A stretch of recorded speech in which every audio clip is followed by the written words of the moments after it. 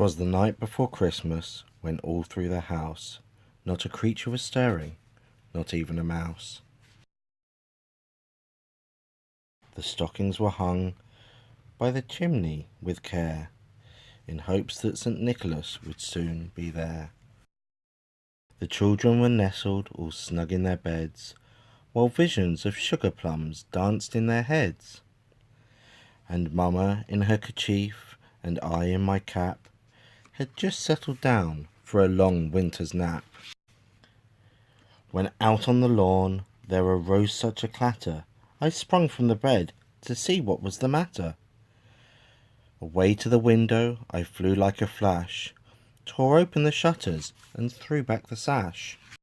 The moon on the breast of the fallen snow gave a lustre of midday to the objects below, when what to my wondering eyes should appear but a miniature sleigh and 8 tiny reindeer, with a little old driver so lovely and quick, I knew in a moment it must be St. Nick.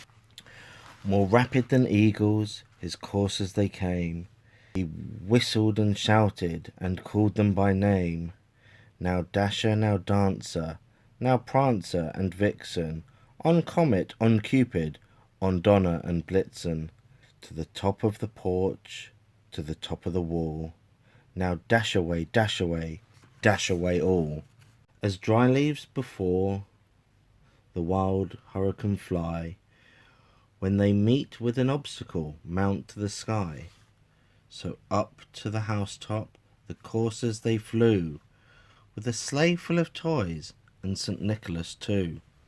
And then in a twinkle I heard on the roof the prancing and pawing of each little hoof. As I drew in my head and was turning around, down the chimney St. Nicholas came with a bound. He was dressed all in fur from his head to his foot, and his clothes were all tarnished with ashes and soot. A bundle of toys he had flung in on his back, and he looked like a peddler just opening his pack. His eyes how they twinkled, his dimples how merry, his cheeks were like roses, and his nose like a cherry. His droll little mouth was drawn up like a bow, and his beard on his chin was as white as the snow. The stump of a pipe he held tight in his teeth, and the smoke encircled his head like a wreath. He had a broad face and a little round belly that shook when he laughed like a bowl full of jelly.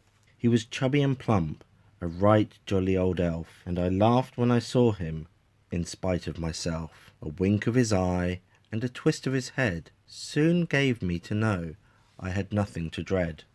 He spoke not a word, but went straight to his work, and filled all the stockings, then turned with a jerk, and laying his fingers aside his nose, and giving a nod, up the chimney he rose.